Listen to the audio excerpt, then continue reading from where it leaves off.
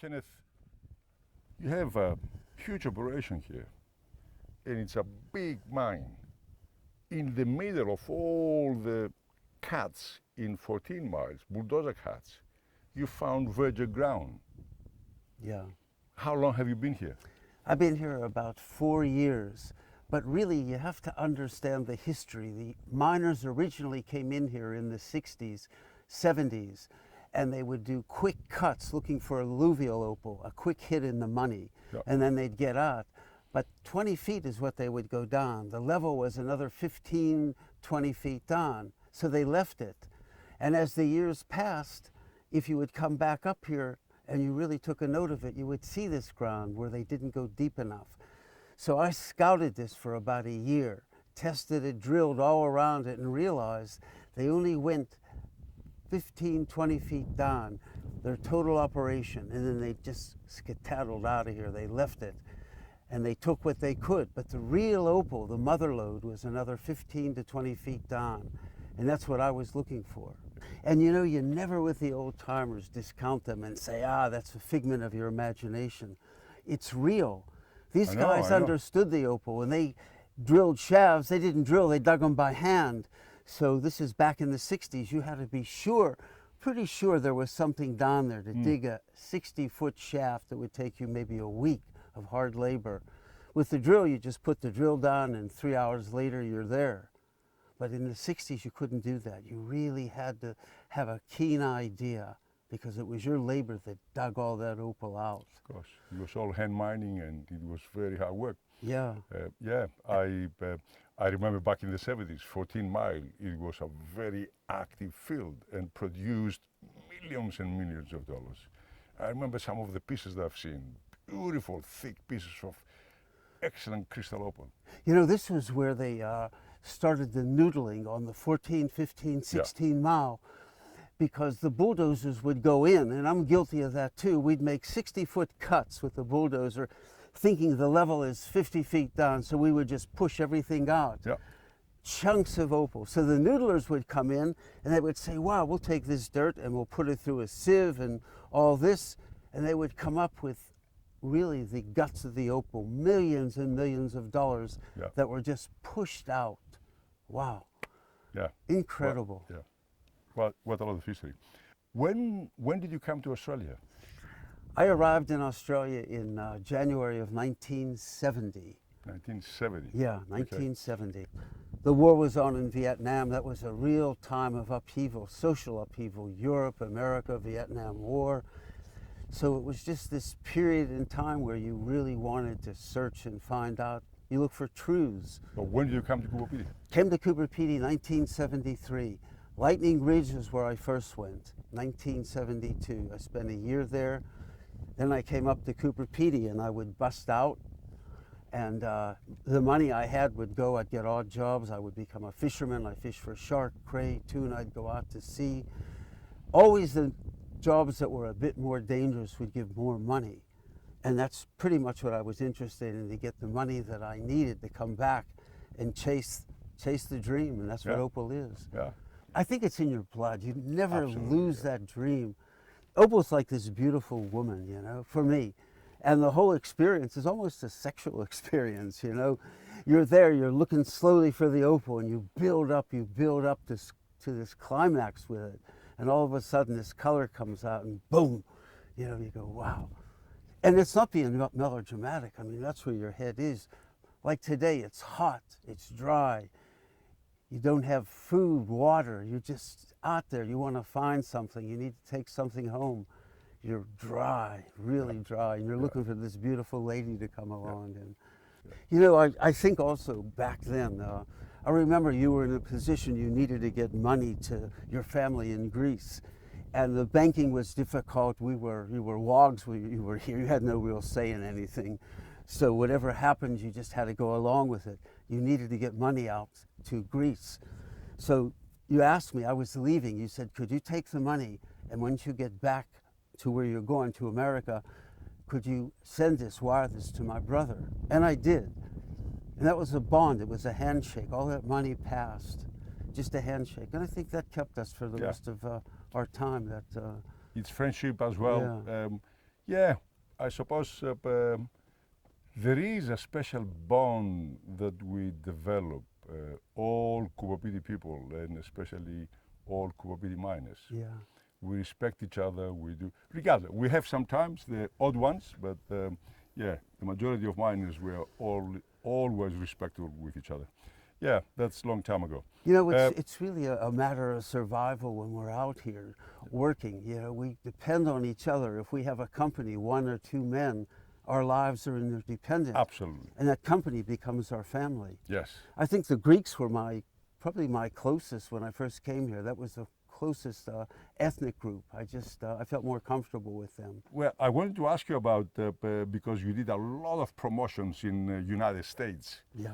And you were the first person, not just a miner from Coober, that sold opal on national TV in America, and you had some video clips, and you did some crazy stuff. Tell me something. Yeah, there was at that time there was a guy named Pedy Turner, and he bought one of the stations, and there were 3 major stations plus Ted Turner.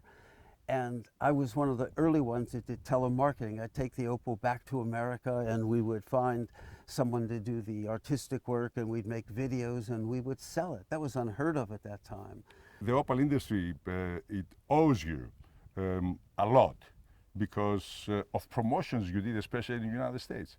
United States to this day, because of people like you, got to know the opal. Yeah. And they are the biggest buyers in the world to this day.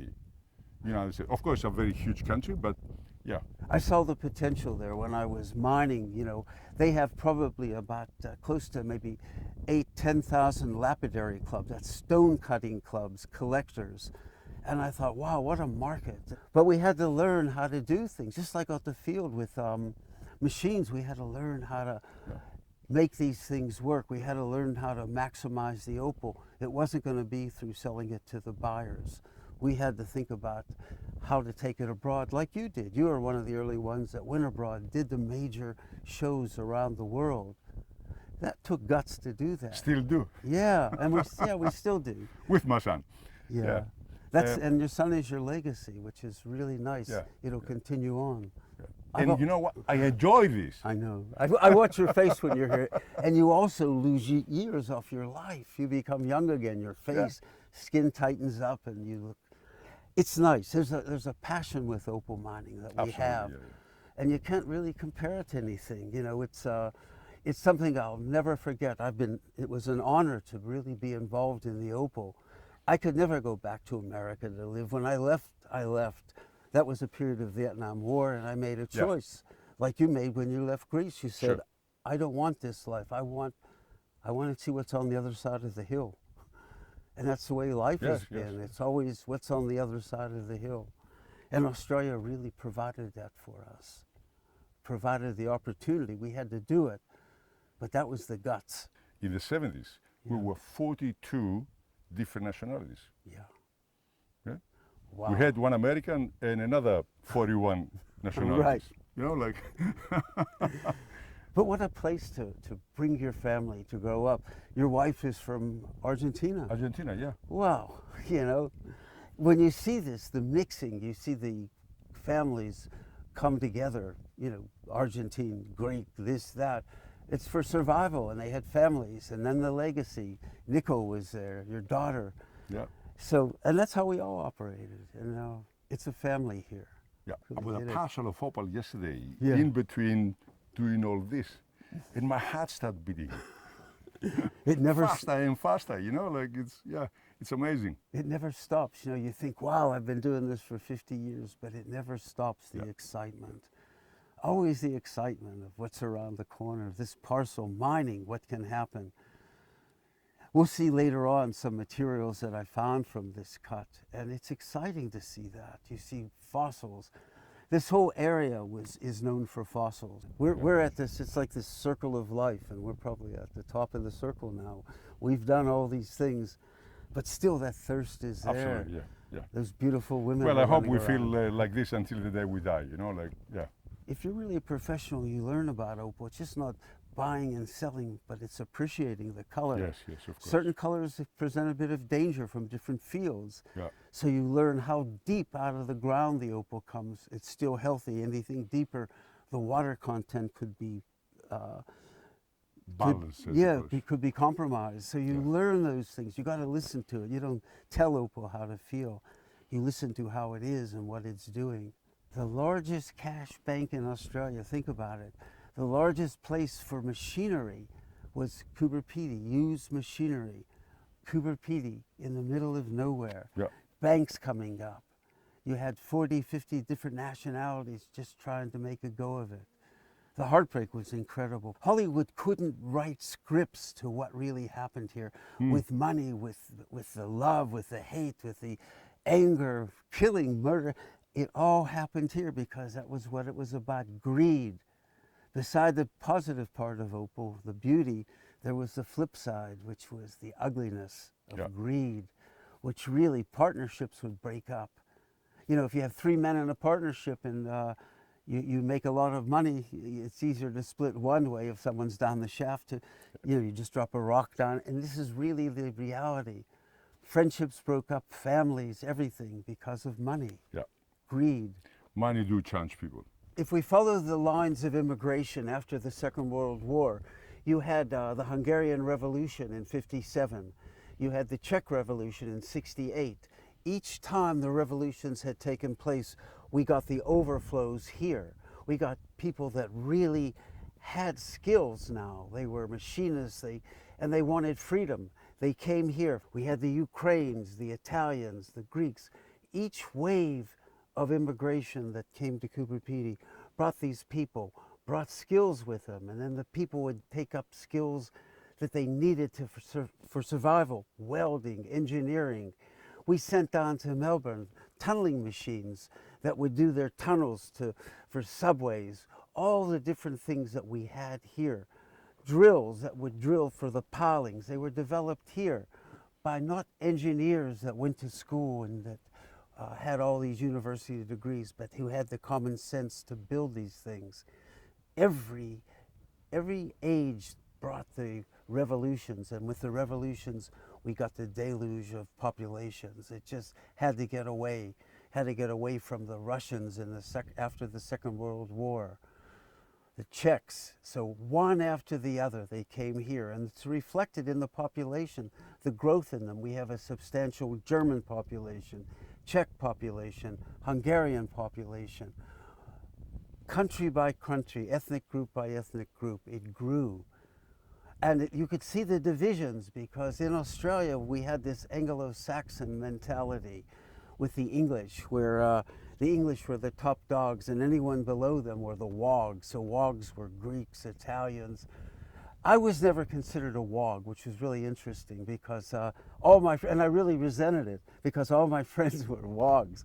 You could go into a pub and you could feel it in them. What do you want? And they would have an accent, and you could tell. When I grew up, my people were from Europe, were from Russia, from Poland, and all the different countries. And they immigrated to America. So my coming here, hearing all these different accents, I felt at home. But opal unite us all. Yeah, that was the one thing.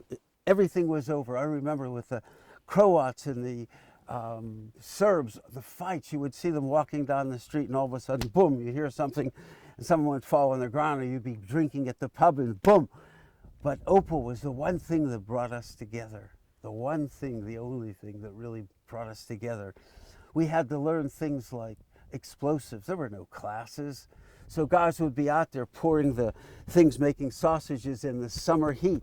And they did it. Yeah, and you forgot that the winds are blowing static electricity, and all of a sudden, boom, and someone would disappear because they didn't know static electricity. So we learned the hard way. We learned how to mine, we learned how to survive, and we learned how to deal with pain. Oh, the money flowed. You had to do something with it, so they would bury it, not declare it. Or they would just go out and buy houses and cars and brothels or whatever they wanted to, not realizing that sooner or later they would have to acquire the skills of accounting. Otherwise, they would lose everything they had. So we learned we had to have a good accountant, as we had to have a good bomb maker. And it was so difficult because miners would say, I risk my life, I don't want to share it with the government or always, but yet they had to learn, they had to pay taxes or else they would lose everything. And a lot of them did lose it.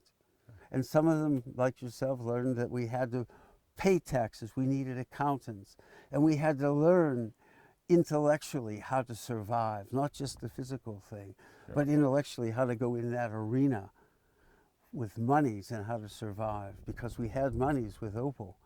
We had freedom. We just had to learn how to use it. Yeah. After a time, Coober Pedy became a bit more sophisticated. Few people like Yanni, because Yanni had a business. He was really forced into this.